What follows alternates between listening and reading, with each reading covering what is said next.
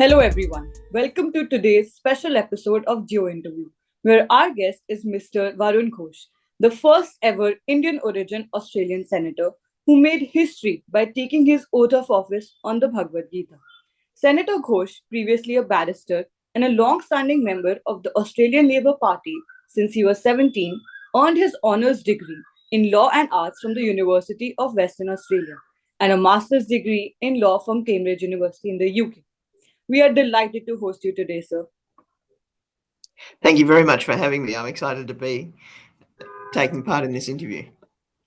To begin our conversation, I would like to ask, from an illustrious legal career to becoming one of the first Indian origin members of the Australian Senate, how has this journey shaped your perspectives?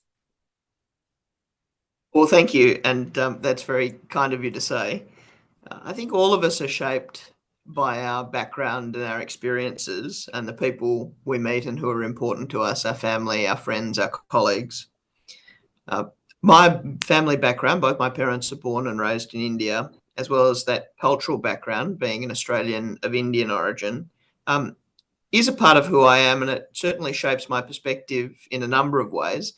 Some of them are subconscious, I'm sure, some of them are conscious, but it is something I'm very aware of and very proud of. I'll just add, actually, I think also some of those professional experiences that you alluded to have also been very important for me. I worked as a solicitor in Perth initially, and then as a finance attorney in New York and a legal consultant at the World Bank before moving back to Perth and then becoming a barrister. And that work in a variety of different contexts and roles gave me the chance to learn from a range of different leaders and mentors in the legal profession and more broadly. So that certainly shaped part of my perspective as well. That's been quite a career.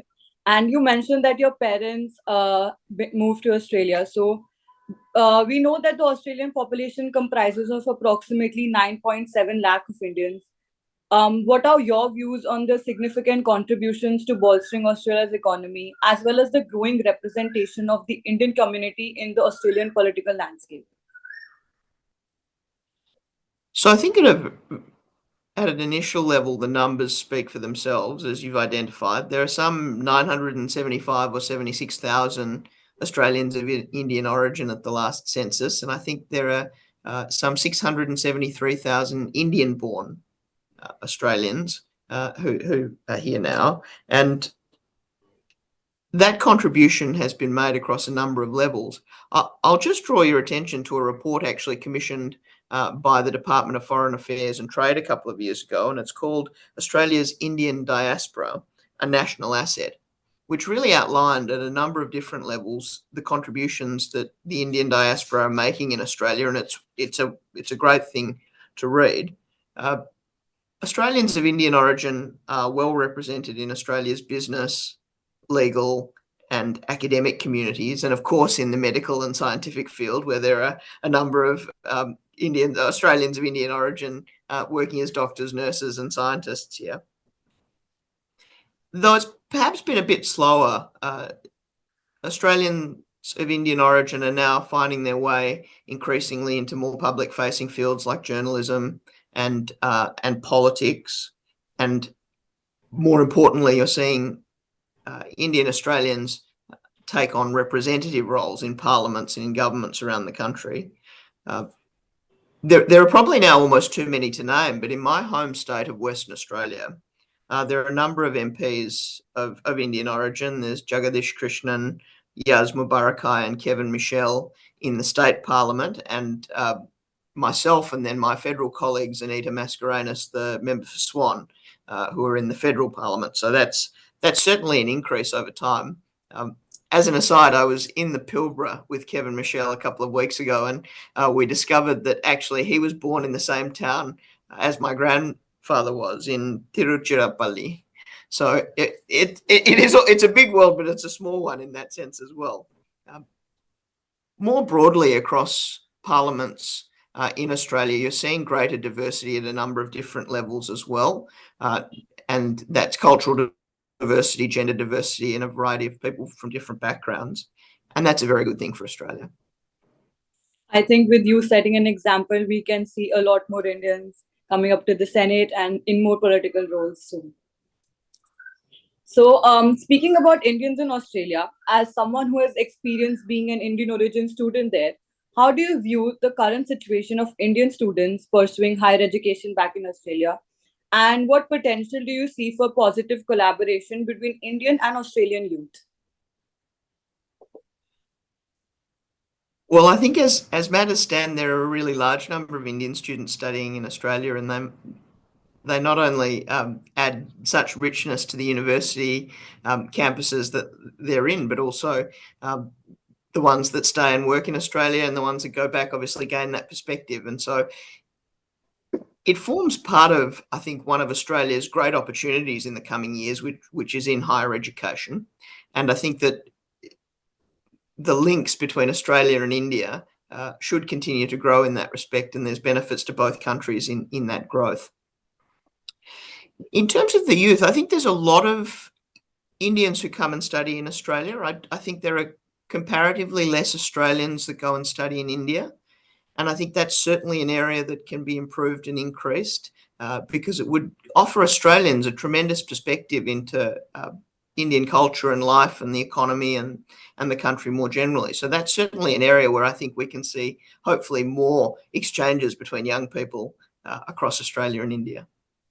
I think we as a youth led think tank can be a channel for that. And given the strong ties between the Indian and Australian communities, can you share how this relationship extends into the realm of security? Like, how are India and Australia working together to ensure a peaceful and stable Indo Pacific region? And maybe if you can give an overview to the viewers about the initiatives and defense partnerships that support this shared commitment. So there are a number of multilateral and defence initiatives that India and Australia share. In the multilateral space, Australia and India are both members of the G20 and both members of the East Asia Summit. There are, or rather in recent times, there have been a significant increase in the number of defence relationships or initiatives that have been originated between Australia and India. India is a top-tier defence partner for Australia, and Australia is deepening the defence cooperation with India across a range of areas, but notably in maritime and aviation security. Australia and India are obviously both part of the Quad as well, and that's an organisation with Japan and America that is committed to a stable and cooperative Indo-Pacific region and shares broader commitments to the rule of law and a rules-based order in the way we not only interact as nations, but also in terms of preserving freedom of navigation and in terms of ensuring that the Indian Ocean region remains peaceful. I think the most prominent of those exercises was the Australian hosting of the Malabar exercise, which was a naval and aviation joint initiative or cooperative initiative between those four countries. And I think looking forward, it will actually be the principles that Australia and India share that will underpin those growing defence initiatives. I think it's principles that relate to a commitment to international law, a commitment to peace, and a commitment to ensuring that the Indo-Pacific region remains an open and prosperous one for all of us to enjoy and prosper in. I think we can look at a peaceful future for the Indo-Pacific if it's in hands of India and Australia. And speaking of cooperation, with India ranking as Australia's seventh largest trade partner, could you also elaborate on the steps both countries are taking to strengthen bilateral trade and investment links for economic growth?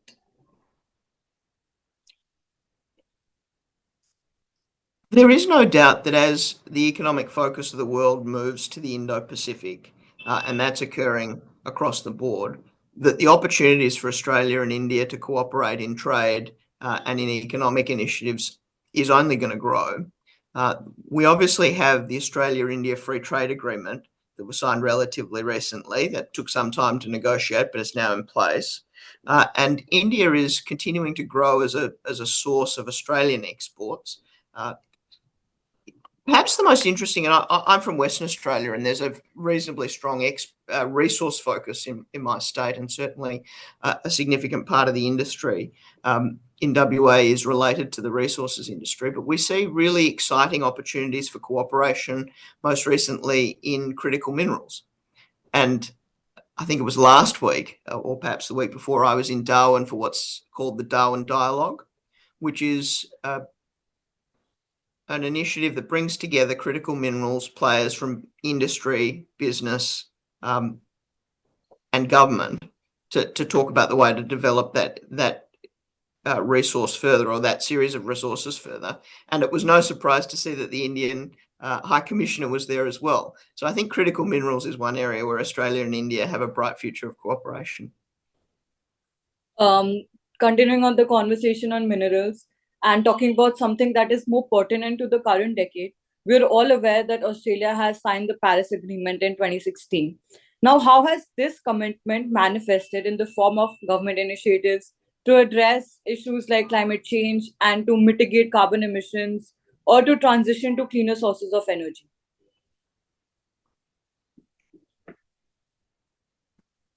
Well, I think in Australia it's a whole of government approach, and passing legislation and a safeguard mechanism that committed Australia to meet its Paris targets sits underneath that and is intended to facilitate that transition.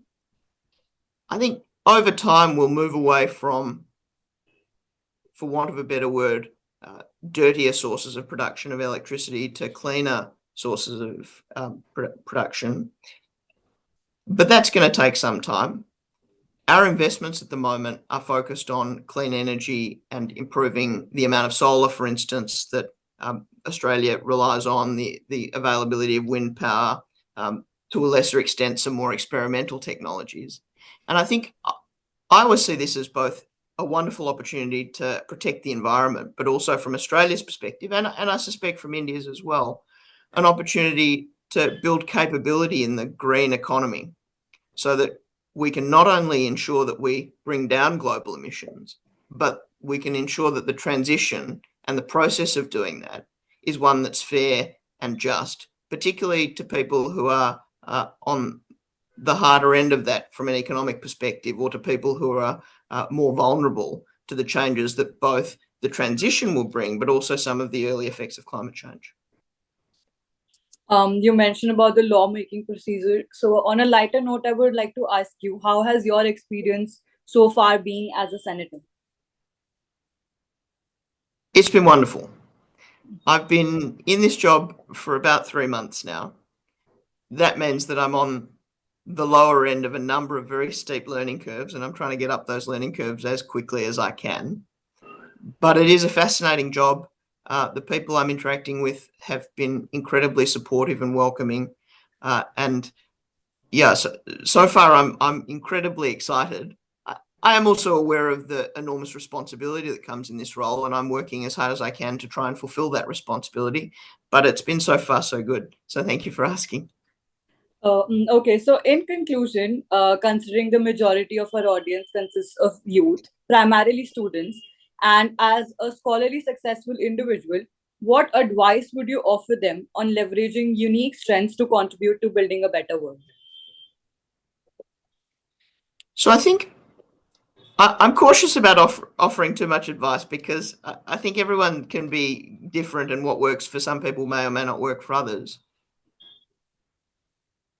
I found it useful to try and develop a series or a framework of principles by which to approach decisions, be it personal decisions about career or decisions about how you look at the world, or even now in terms of policy decisions. And that has two benefits.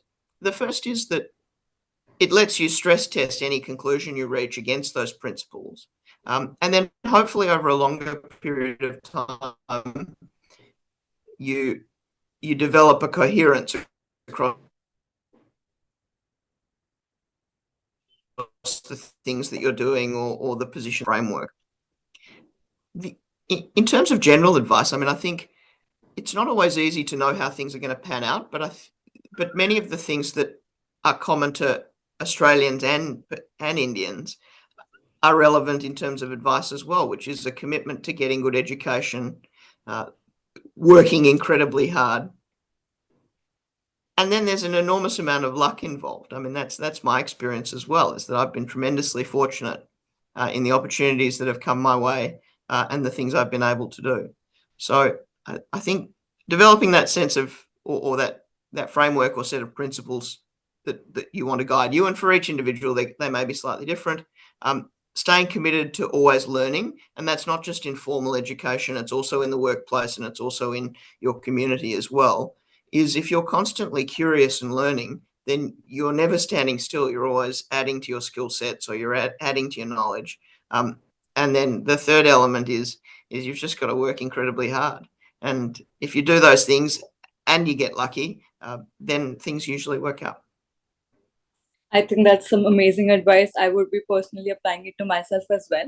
And I just want to say, sir, as an Indian, it gives me immense pride to speak to you today.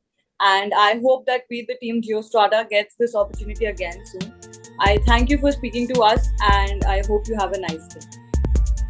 Thank you very much for having me. It's been wonderful. And yeah, have a nice day too. Thank you.